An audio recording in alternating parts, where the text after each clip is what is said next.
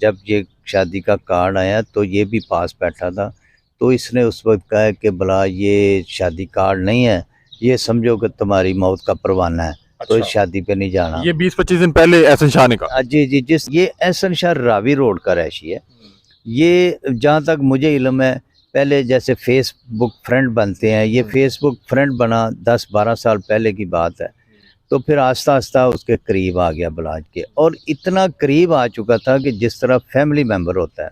और इसने 1 माह पहले, जो जहाँ तक मैंने सुना है, तीफी भट्ट और गोगी भट्ट से इसकी मुलाकातें भी हुई, और जो मुलाकातें करवाने वाला था वो भी अभी पुलिस ने अरेस्ट कर लिया है, क्योंकि इसका तमाद इतना था। वो जो भी उसके साथ ड्राइवर बलाज के साथ या गार्ड थे, वो सबको पता था कि ये तो भाइयों की तरह है। वो जो भी मूवमेंट वहाँ से बैठ के पूछ रहा था, वो बता रहे थे कि अब हम शादी पे जा रहे हैं, हम यहाँ पे बैठे हैं, वहाँ पे बैठे हैं। तो ये पूरी उनकी मूवमेंट जो है वहाँ पे बैठ के वो फिर अपना पास कर अच्छा, रहा था। ये उम्रे पे कब गया था? ये मेरी इन्फॉर्मेशन के मुताबिक 1 या 2 दिन पहले उम्र पे गया। नाज़रीन, आप लोग जानते हैं कि अमीर बलाज का जो हादसा हुआ, उसी पर बातचीत करने के लिए इस वक्त हमारे साथ मौजूद हैं इसरारुल हक भट्ट साहब। और इनका ताल्लुक़ बिलाज के वालिद साहब से भी था, बिलाज से भी था। और ये बिलाज को तब से जानते हैं जब से बिलाज के सर पे ये पग आई, ये पिछले 12-15 साल से। और भट्ट साहब की अपनी भी जो ख़ानदानी दुश्मनी चल रही थी, उसका शुमार भी लाहौर की बड़ी दुश्मनियों में होता है। और कुछ अर्सा पहले भट्ट साहब और इनके जो मद्दे मुकाबल लोग थे जिनके साथ इनकी दुश्मनी चल रही थी, इन्होंने फैसला किया कि क्यों ना इस दुश्मनी को इसका सदेबाब किया जाए। और उसके बाद हमने देखा कि इनकी जो दुश्मनी थी वो सुलह में बदली, और उसमें बिलाज भी शरीक हुए। ये क्या मामला था, भट्ट साहब से बातचीत करते हैं। अस्सलाम वालेकुम। जी वासलाम। भट्ट साहब, कैसे खैरियत से? जी ठीक ठाक। भट्ट साहब, सबसे पहले बताएं कि ये हादसा कितना अफसोसनाक है, और क्या कहेंगे नौजवान जो दुश्मनी रहा था या चाह रहा था कि मैं ये अपने बच्चों को मुंतकिल करके ना जाऊं, उसको इस तरह से दिन दिहाड़े कत्ल कर देना? जी, सबसे पहले तो मैं ये कहूँगा कि ये जो बलाज का जो हादसा हुआ है लाहौर शहर के अंदर, ये एक बड़ा अफसोसनाक हादसा है। ये बड़ा अफसोसनाक कत्ल हुआ है, बड़ा ही इसके साथ जुल्म हुआ है। मैं समझूँगा ज़्यादती भी नहीं बल्कि जुल्म इस ख़ानदान के साथ हुआ है। तो ये जितना भी आप समझिए अफसोसनाक, लाहौर शहर को पूरी दुनिया में जाना जाता है कि ये ज़िंदा दिलाने शहर हैं लाहौर के। तो ज़िंदा दिलाने शहर, ये कहा जाता है लाहौर को बागों का शहर, फूलों का शहर, और लाहौरियों का मिलना जुलना पूरी दुनिया में मशहूर है। और मैं समझता हूँ कि ऐसे शहर के अंदर ऐसी दुश्मनियाँ और ऐसे कत्ल, शादी की तकरीबात जब होती हों, तो ये पूरी फ़ज़ा जो सोगवार हो जाती है, इसकी जितनी मज़म्मत की जाए वो कम है। अच्छा भट्ट साहब, मुझे ये बताइएगा कि ये एहसन शाह क्या किरदार है? ये कब से बिलाज के करीब था? क्योंकि बिलाज तो आपकी नज़रों के सामने ही रहा, इसके वालिद साहब का इंतकाल हो गया, आप लोग की वालिद साहब से भी कुर्बतें थी, आप लोगों के सामने ये पल भर रहा था। ये एहसन शाह किस तरह से इसकी एंट्री होती है? और ये जो बताया जा रहा है कि उसने शायद कोई रैकी की और उसके एवज़ को 5 करोड़ की डील थी, 50 लाख उसने एडवांस भी ले लिया था, इसके बारे में थोड़ा बताइए। जी, ऐसे ये एहसन शाह रावी रोड का रहायशी है। तो ये जहाँ तक मेरे इल्म में है, ये कोई उस वक्त आप समझे कि अभी बलाज की उम्र जो है 28-29 साल उम्र थी उसकी। जिस टाइम उसका ये इंतकाल हुआ। हाँ जी, बिल्कुल। तो जब उसके वालिद का मर्डर होता है उस वक्त बलाज बैरून मुल्क पढ़ता था। तो फिर जब वो वापस आ गया, फिर सब ने फैसला किया कि ये उनका बड़ा बेटा है, तो इनको बैठा दिया जाए, कारोबार ये अपना संभाले। तो उस वक्त बलाज जब अपने कारोबार के संभालने के लिए बैठ गया यहाँ पे, तो उसने बड़ी छोटी उम्र में, बड़ा समझदार था, पढ़ा लिखा था, तो बड़ी छोटी उम्र में उसने अपना कारोबार भी संभाल लिया। ये एहसन शाह रावी रोड का रहायशी है। ये जहाँ तक मुझे इल्म है, पहले जैसे फेसबुक फ्रेंड बनते हैं, ये फेसबुक फ्रेंड बना 10-12 साल पहले की बात है।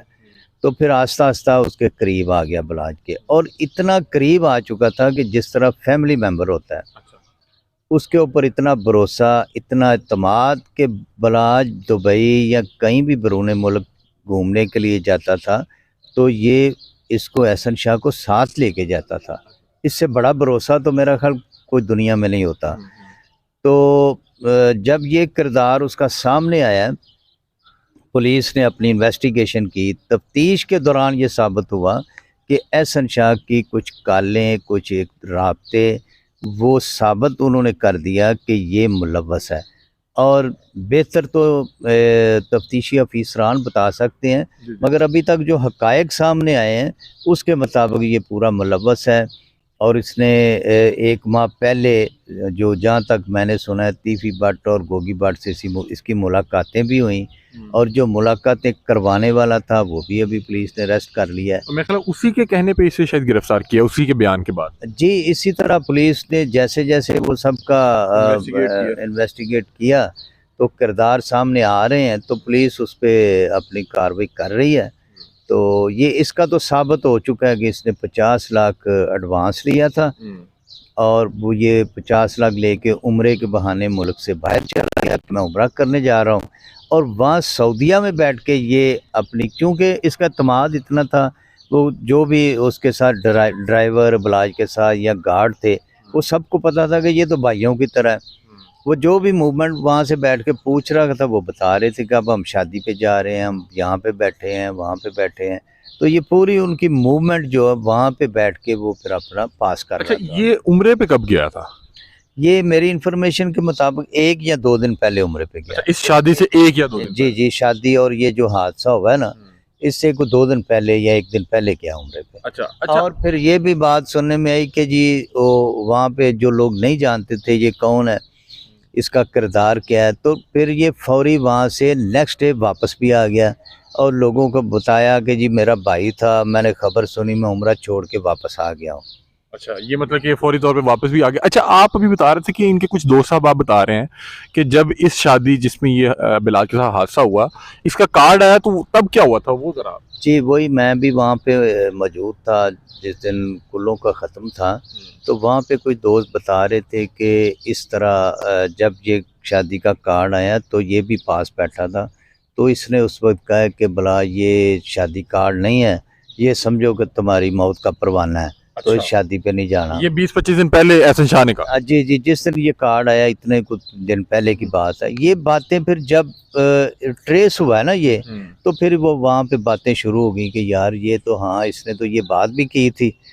तो फिर वो बातें, बिलाज का क्या रिएक्शन था जब इसने ये इस तरह की बात की? बिलाज के तो ज़हन में नहीं था ऐसी बातें। उसने कहा यार छोड़ो ऐसी बातें, वो मेरे दोस्त है बड़ा करीबी, मेरा बड़ा, वो नाराज़ हो जाएगा, तो इस शादी पे मैंने ज़रूर जाना है। अच्छा भट्ट साहब, आपके वक्त का बहुत शुक्रिया। आखिरी एक सवाल पूछना चाह रहा हूँ कि क्या लगता है कि क्यों बिलाज के साथ ये अफसोसनाक वाक़या पेश आ गया? वो शख्स तो इतना इंटेलेक्चुअल पढ़ा लिखा शख्स जो कहता था कि मैं ये दुश्मनी अपने बच्चों में मुंतकिल करके नहीं जाऊँगा, उसको इस तरह से कत्ल कर दिया गया। क्या वजह बनी? क्या लगता है, क्या इसके पीछे मुहर्रिकात क्या हैं? जी, मेरा ख़्याल है मुहर्रिकात इसमें ये है कि ये पहले पीटीआई में चला गया था बिलाज, अभी 2014 में उसने वापस नून लीग 2024 में अभी जो इलेक्शन रिसेंटली हुआ है, तो उसने नून लीग में शमूलियत भी कर ली वापसी, और हमज़ा शहबाज शरीफ साहब से मुलाकात भी कर ली। शायद लोगों को ये ऐसी बातें, फिर उसने हमज़ा साहब की कैंपेन भी की,